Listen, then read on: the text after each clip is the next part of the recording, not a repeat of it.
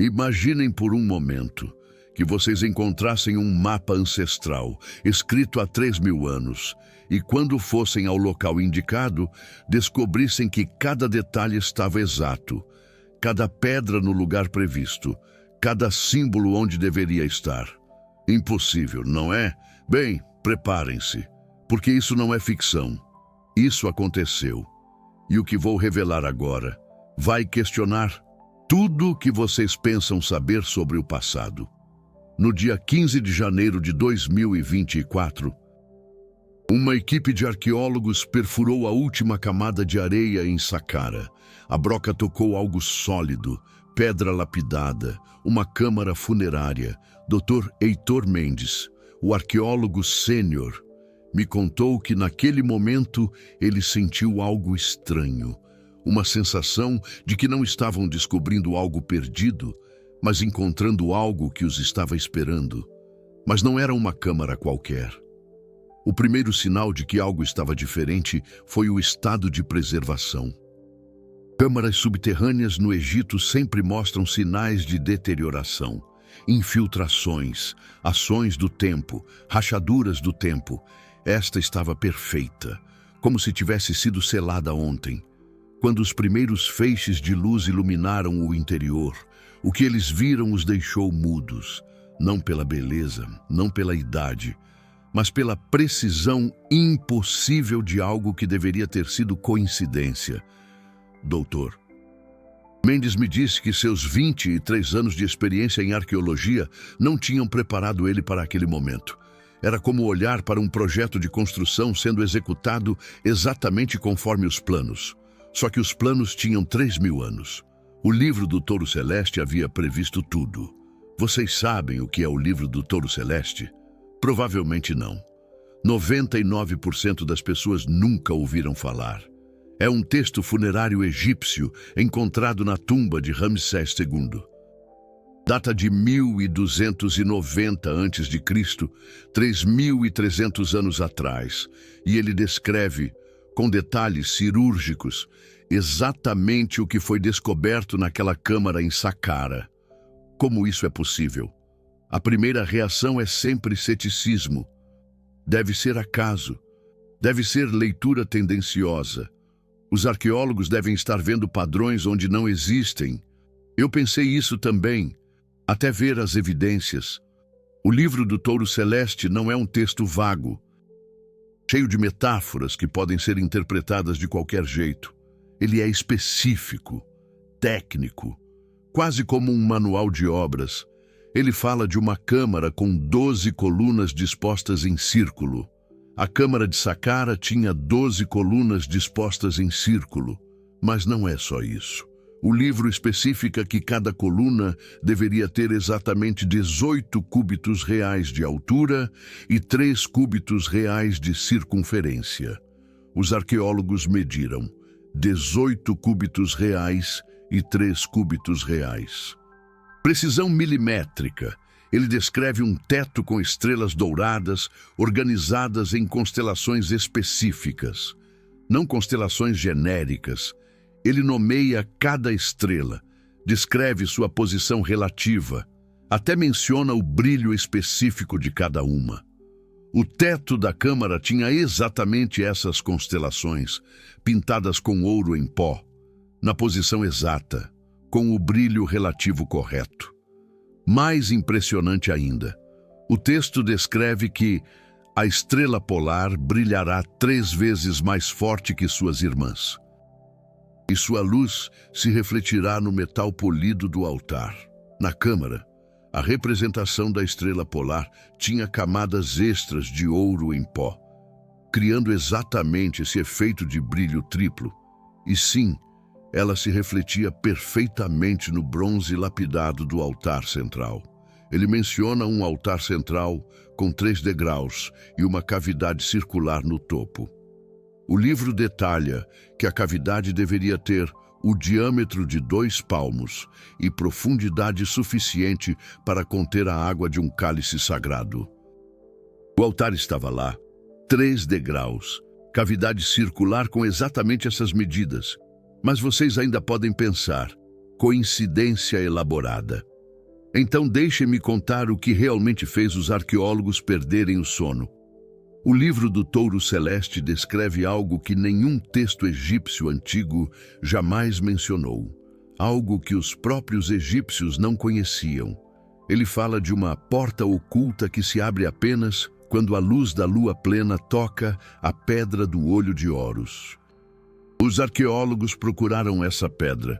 Encontraram uma laje com inscrições sagradas diferentes dos outros. No centro, um símbolo que eles nunca tinham visto. Um olho com raios saindo dele, cercado por símbolos lunares. Curiosidade científica ou não, eles esperaram a lua cheia. Dr. Mendes me confessou que naquela noite ele mal conseguiu dormir. Parte dele esperava que nada acontecesse, que toda aquela precisão impossível fosse apenas uma série de coincidências elaboradas. Outra parte dele tinha medo do que poderia encontrar se o mecanismo realmente funcionasse. No dia 28 de janeiro, às 11h47 da noite, a luz lunar atravessou a abertura da câmara e tocou exatamente aquela pedra, e ela se moveu. Não apenas deslizou, o movimento foi complexo, coreografado. Primeiro, a laje girou 90 graus no sentido horário. Depois, afundou 3 centímetros. Finalmente, deslizou para o lado com um som suave de pedra sobre pedra, como se os trilhos internos tivessem sido lubrificados na semana anterior. Dr. Mendes me disse que naquele momento, por alguns segundos, ninguém se moveu. Ninguém falou. Eles apenas ficaram ali, olhando para uma passagem que não deveria existir, ativada por um engenho que não deveria funcionar, descrito em um texto que não deveria ter sido tão preciso. Um mecanismo interno, preservado por milênios. Fez a laje deslizar para o lado, revelou uma segunda câmara, menor.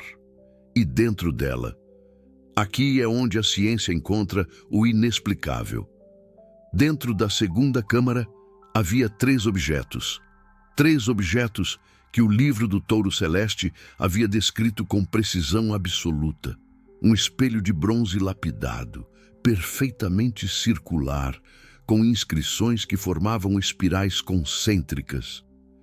Uma vasilha de alabastro, com resíduos de uma substância que os testes posteriores identificaram como uma mistura de ouro em pó, mirra e uma resina desconhecida.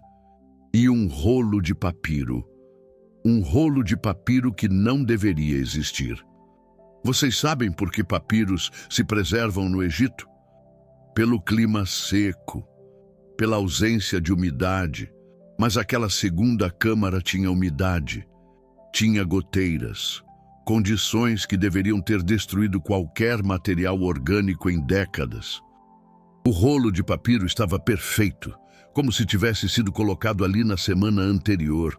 Quando conseguiram traduzi-lo, descobriram algo que fez a equipe questionar tudo que sabiam sobre cronologia histórica. O rolo de papiro era uma espécie de continuação do livro do Touro Celeste, mas falava de coisas que ainda não aconteceram na época em que foi escrito. Falava de máquinas voadoras, falava de mensagens instantâneas, falava de imagens guardadas em pequenos recipientes. Aviões, telefones, eletricidade, mas isso não é nem a parte mais perturbadora. A parte mais perturbadora é o que o rolo de papiro dizia sobre o próprio futuro. Ele previa que a câmara funerária seria descoberta por homens de pele clara vindos de terras além do grande mar, no tempo em que o sol se esconderia atrás de véus que os próprios homens criariam. A equipe de arqueólogos era internacional, americanos, britânicos, australianos.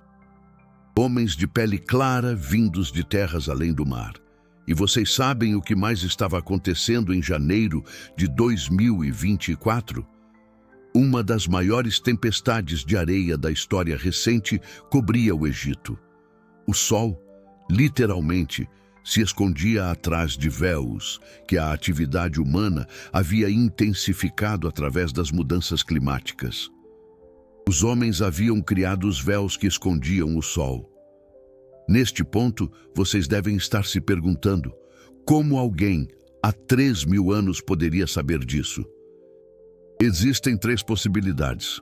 A primeira é que tudo isso seja uma elaborada coincidência, que nossa mente humana esteja encontrando padrões onde eles não existem, que estejamos forçando conexões, mas as coincidências são específicas demais, detalhadas demais, numerosas demais. A segunda possibilidade é que alguém tenha falsificado evidências, que arqueólogos tenham plantado o rolo de papiro, que toda a descoberta seja uma farsa elaborada.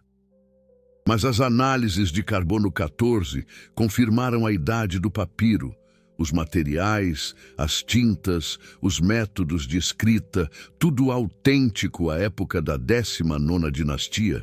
Isso nos deixa com uma terceira possibilidade, a mais inquietante de todas, que os antigos egípcios tiveram acesso a algum tipo de conhecimento que perdemos, algo que lhes permitia ver além das limitações normais do tempo linear. E vocês sabem o que é mais estranho? O livro do Touro Celeste não é o único texto egípcio com características proféticas impossíveis. Existe o Papiro de Ipulver, que descreve catástrofes ambientais com detalhes que lembram mudanças climáticas modernas. Existe o Texto das Pirâmides, com passagens sobre barcos que navegam no ar e mensagens instantâneas. Existem inscrições sagradas em Dendera que alguns pesquisadores juram representar lâmpadas elétricas. Mas esses sempre foram descartados como coincidências. Leituras tendenciosas, desejos irrealistas. A Câmara Funerária de Saqqara mudou isso, porque desta vez não são interpretações, são especificações técnicas confirmadas pela realidade. A doutora Sarah Chen, a arqueóloga-chefe da expedição, me disse algo que nunca vou esquecer. Nós estudamos o passado partindo do pressuposto de que os antigos sabiam menos que nós. E se estivermos errados? E se eles soubessem coisas que nós ainda não redescobrimos? Esta pergunta me persegue há meses, porque se os antigos egípcios realmente tinham acesso a conhecimento temporal avançado, isso muda tudo. Muda nossa compreensão da história. Muda nossa compreensão da consciência humana. Muda nossa compreensão do próprio tempo. Vocês já pararam para pensar como funcionaria uma mente capaz de perceber o futuro? Seria como estar numa sala com janelas para diferentes épocas. Vocês poderiam olhar pela janela do passado e ver dinossauros. Olhar pela janela do presente e ver suas vidas agora. Olhar pela janela do futuro e ver o que veriam. Talvez fosse exatamente assim que funcionava para quem escreveu o livro do Touro Celeste. Talvez eles não vissem o tempo como uma linha reta, do passado para o futuro. Talvez vissem tudo ao mesmo tempo, passado, presente e futuro, como aspectos diferentes da mesma realidade. Isso explicaria a precisão, explicaria os detalhes técnicos, explicaria como conseguiram prever não apenas eventos, mas contextos específicos, mas ainda não explica por que perdemos essa capacidade, ou se realmente perdemos. Vocês sabem que existem pessoas hoje que relatam experiências semelhantes?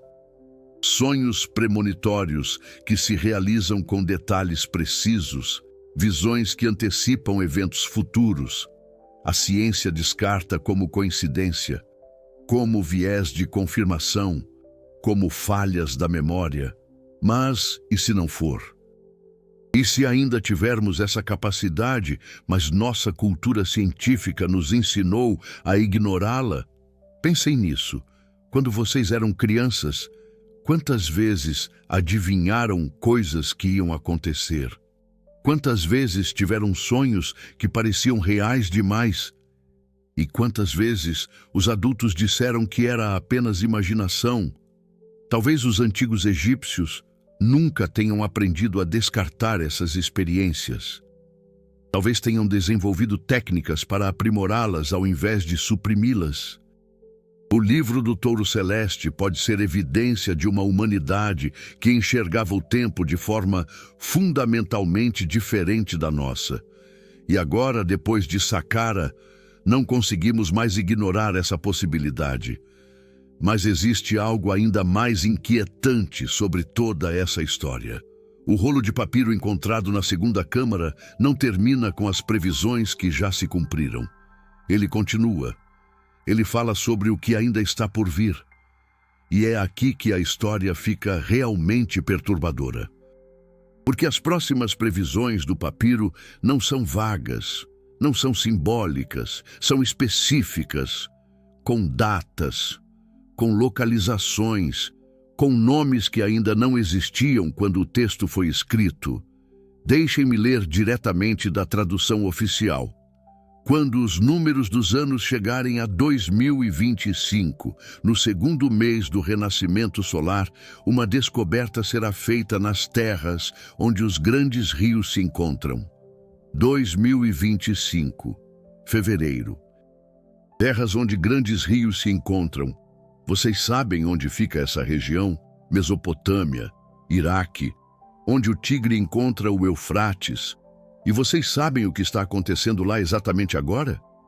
Uma expedição arqueológica internacional começou escavações em janeiro de 2025. Oficialmente, eles estão procurando artefatos sumérios. Mas fontes internas me disseram que encontraram algo completamente diferente. Algo que os fez chamar consultores de física quântica. Por que arqueólogos chamariam físicos quânticos? O papiro continua. Nesta descoberta, os homens encontrarão portas que não se abrem com chaves de metal, mas com pensamentos organizados em padrões específicos. Portas que se abrem com pensamentos organizados. Vocês já ouviram falar de interfaces cérebro-computador? De tecnologia que responde a comandos neurais?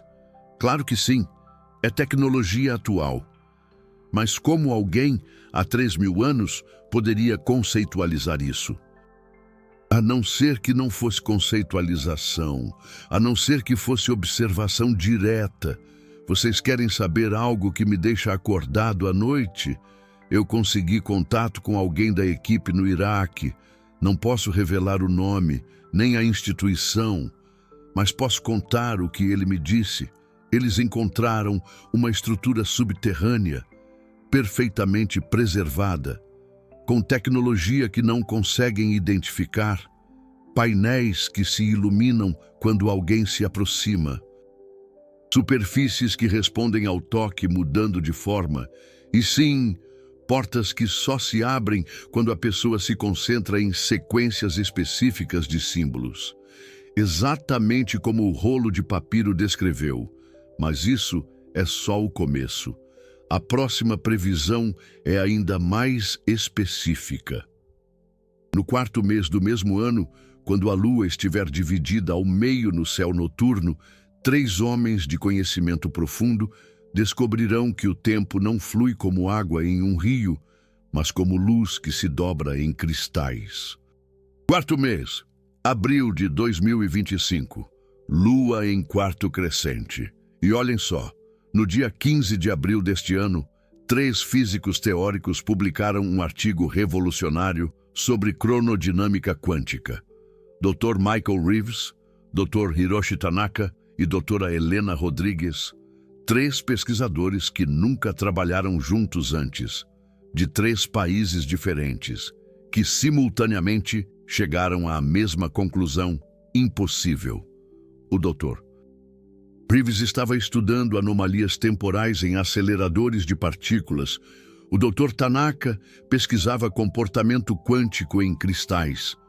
A doutora Rodrigues investigava como a consciência afeta sistemas quânticos. 3 áreas completamente diferentes da física. Mas todos os 3, independentemente, chegaram ao mesmo resultado. O tempo tem estrutura cristalina. Não é um fluxo contínuo como pensávamos. é feito de unidades discretas, organizadas em padrões geométricos tridimensionais. Como um cristal gigantesco onde cada faceta representa um momento possível, a doutora Rodrigues me explicou da forma mais simples. Imagine que o tempo seja como um diamante. Nós estivemos olhando apenas uma faceta, pensando que era toda a pedra. Mas existem milhares de outras facetas, e com a técnica certa, você pode girar o diamante e olhar qualquer faceta que quiser. O tempo não é linear, não flui uniformemente. Ele tem estrutura cristalina. Pode ser dobrado, manipulado, atravessado em pontos específicos. A matemática dele sugere que consciências suficientemente treinadas podem aprender a navegar entre essas facetas, a acessar informações de facetas adjacentes que nós chamamos de passado e futuro, exatamente como o rolo de papiro havia previsto. Como isso é possível? Pausem por um momento, respirem fundo, sintam o ar entrando nos seus pulmões. Porque o que vou contar agora vai mudar completamente sua perspectiva sobre a realidade. Existe uma quarta previsão no rolo de papiro, uma que ainda não aconteceu completamente. Quando os homens do futuro lerem estas palavras e compreenderem sua veracidade, uma porta se abrirá em suas mentes, e eles verão que o tempo não é uma prisão, mas um jardim onde é possível colher frutos de árvores que ainda não foram plantadas. Vocês percebem o que está acontecendo aqui? O rolo de papiro não está apenas prevendo eventos futuros, ele está criando um loop temporal. Ele está dizendo que quando nós descobríssemos suas previsões e confirmássemos sua precisão, isso mesmo desbloquearia nossa capacidade de perceber o tempo de forma não linear. É como se os antigos egípcios tivessem deixado uma chave temporal, um gatilho de consciência, e nós acabamos de ativá-lo. Vocês sabem quantas pessoas me procuraram depois que comecei a pesquisar essa história? Centenas. Pessoas comuns relatando experiências estranhas depois de saber sobre Saqqara. Maria, de São Paulo, me escreveu contando que sonhou com o acidente de trânsito que presenciou 3 dias depois. Não um acidente genérico. O mesmo carro, a mesma cor, a mesma placa, o mesmo cruzamento. James, do Canadá, começou a saber quem estava ligando para ele antes de atender o telefone. Não apenas familiares próximos, desconhecidos, empresas que ele nunca tinha contato. Ana Lúcia, de Portugal, me enviou um e-mail perturbador. Ela disse que depois de assistir a um documentário sobre a descoberta, começou a ter memórias de conversas que ainda não tinha tido. E quando essas conversas realmente aconteciam, palavra por palavra, ela sentia como se estivesse revivendo algo ao invés de experimentando pela primeira vez. Sonhos vívidos sobre eventos que depois aconteceram. Sensações de déjà vu intensas. Momentos em que sabiam exatamente o que alguém ia dizer antes da pessoa falar. O mais estranho é que muitos relatam que essas experiências começaram exatamente depois de tomar conhecimento da Câmara de Saqqara, como se a informação fosse um gatilho específico, como se algum tipo de percepção temporal adormecida tivesse sido reativada. A doutora Chen me contou algo interessante. Desde a descoberta da Câmara, ela começou a ter visões recorrentes sobre futuras escavações. Ela vê locais específicos, objetos específicos, até conversas específicas que ainda não aconteceram. No início, ela achou que era estresse, esgotamento mental, até que as primeiras visões começaram a se realizar. Ela sonhou com uma segunda câmara em Giza, via detalhes específicos, paredes com hieróglifos dourados, um sarcófago de cristal negro, pilares em espiral. 3 semanas depois, radar de penetração no solo encontrou exatamente essa estrutura. No local exato que ela havia visto, as escavações começam em junho. Vocês acham que isso é coincidência? Ou será que a descoberta de Saqqara realmente ativou algo? Algum tipo de capacidade latente que sempre esteve lá, esperando o gatilho correto? Pensem sobre isso. Se os antigos egípcios realmente tinham percepção temporal avançada e se eles criaram um mecanismo para reativar essa capacidade em gerações futuras, não seria exatamente isso que estaríamos experimentando? Uma redescoberta coletiva da nossa verdadeira relação com o tempo? Mas existe algo mais perturbador ainda. A última previsão do rolo de papiro. Quando a porta da mente se abrir, alguns escolherão passar por ela, outros preferirão a segurança da cegueira. E nessa escolha, a humanidade se dividirá em dois caminhos. Um que leva ao tempo sem limites, outro que permanece preso na ilusão do agora. Uma divisão da humanidade entre aqueles que desenvolvem percepção temporal expandida e aqueles que escolhem ficar na percepção linear tradicional. Vocês acham que isso já está acontecendo? Olhem ao redor. Observem as pessoas na sua vida. Alguns amigos parecem sempre saber quando vocês vão ligar. Alguns colegas têm insights sobre projetos que ainda nem começaram direito. Alguns familiares fazem comentários sobre situações que só fazem sentido semanas depois. E outros descartam qualquer experiência que não pode ser medida, testada, comprovada em laboratório. Eles ouvem sobre sincronicidades e chamam de coincidência. Ouvem sobre intuições certeiras e chamam de sorte.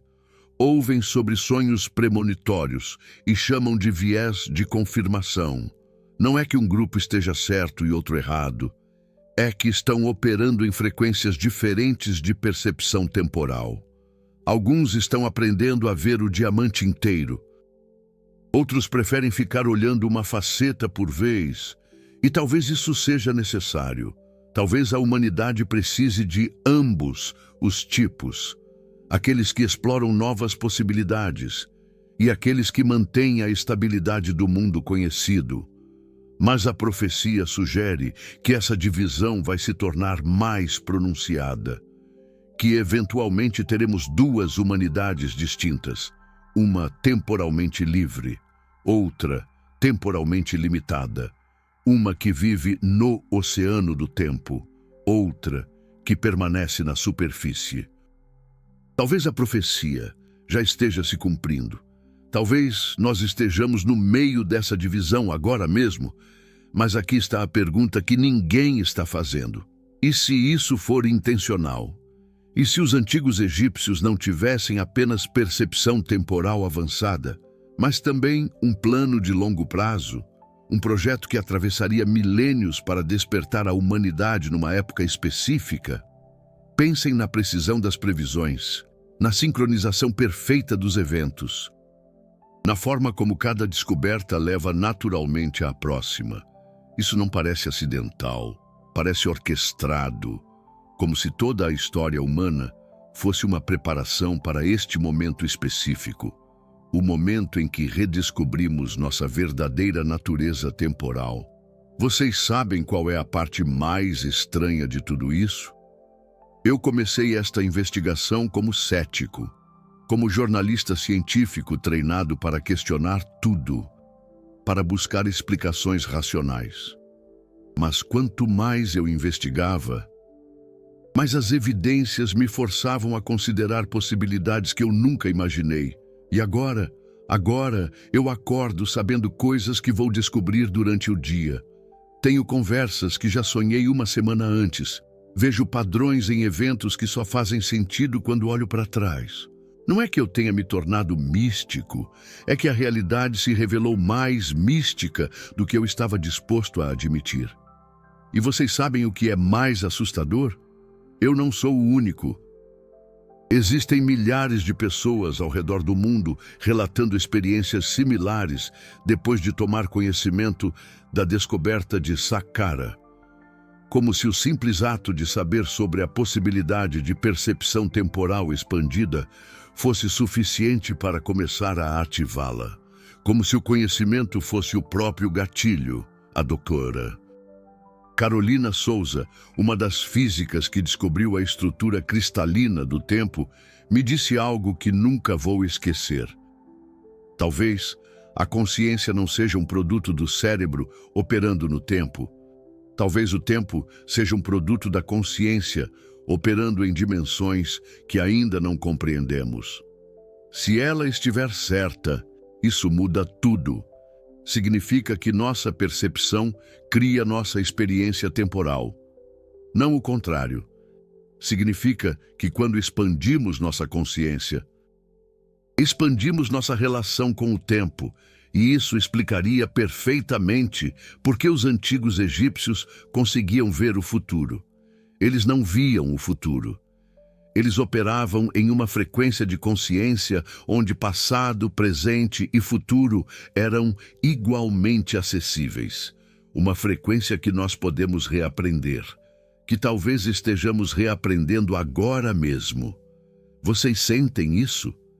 Essa sensação estranha de que algo fundamental mudou desde que começaram a ouvir esta história?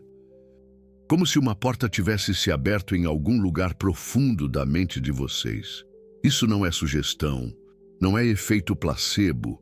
É exatamente o que o rolo de papiro disse que aconteceria.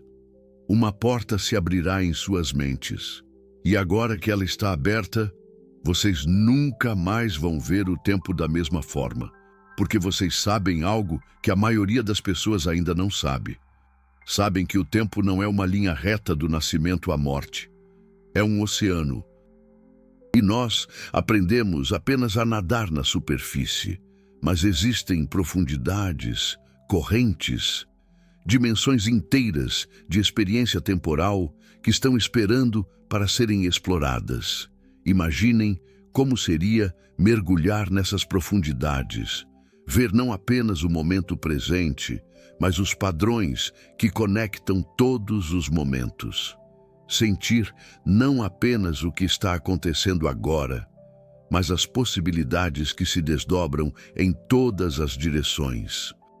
Seria como sair de uma casa onde vocês sempre viveram com as cortinas fechadas e descobrir que existe um mundo inteiro lá fora, com paisagens que vocês nem imaginavam, com horizontes que se estendem até onde a vista alcança. Os antigos egípcios conheciam essas profundidades, navegavam por essas correntes. Eles não viam o tempo como uma linha reta da vida para a morte, mas como uma tapeçaria onde todos os fios se entrelaçam, criando padrões de significado que só podem ser percebidos quando vocês conseguem ver a tapeçaria inteira. E eles deixaram mapas, instruções, chaves, não apenas no livro do Touro Celeste, em templos, pirâmides, rolos de papiro espalhados por todo o Egito, um sistema completo de conhecimento temporal, codificado em pedra e pergaminho, esperando o momento certo para ser redescoberto. Para que um dia, quando a humanidade estivesse pronta, quando nossa tecnologia fosse avançada o suficiente para confirmar suas previsões, quando nossa ciência começasse a compreender a natureza quântica da realidade, pudéssemos redescobrir nossa herança temporal. Esse dia chegou. A câmara funerária de Saqqara foi apenas o primeiro sinal. O primeiro sino tocando para acordar uma humanidade que dormiu por milênios na ilusão da linearidade temporal. Mais descobertas virão. Mais textos proféticos serão encontrados. Mais pessoas começarão a experimentar percepção temporal expandida e, em algum momento, vamos perceber que não estamos redescobrindo algo perdido. Estamos nos lembrando de quem sempre fomos. Seres temporalmente livres que escolheram esquecer sua natureza para experimentar a ilusão da linearidade. E agora, depois de milênios de esquecimento, estamos prontos para lembrar. A porta está aberta. A pergunta é: vocês estão prontos para atravessá-la?